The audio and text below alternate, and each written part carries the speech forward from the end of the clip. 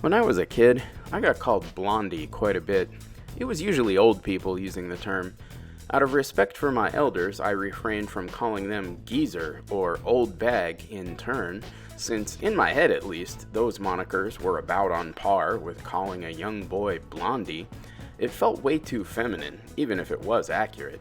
Why not call me He-Man or Viking? That would have been way cooler. But yeah, I was a towhead back in the day. You know, back when I actually had hair. If you go back to our earliest YouTube videos, you can see I was still very blonde, even if my hairline was receding like the ocean at low tide.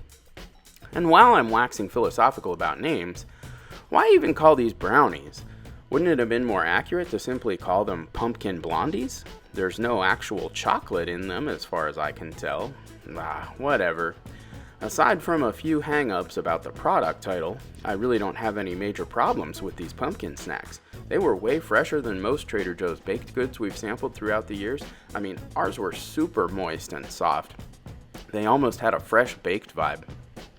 Both the pumpkin puree flavor and pumpkin spices were subtle but there. The white chocolate chips were a nice touch, adding some extra sweetness and a more solid texture. Likewise, the pecans were perfect. I only wish the pieces had been larger and more ubiquitous.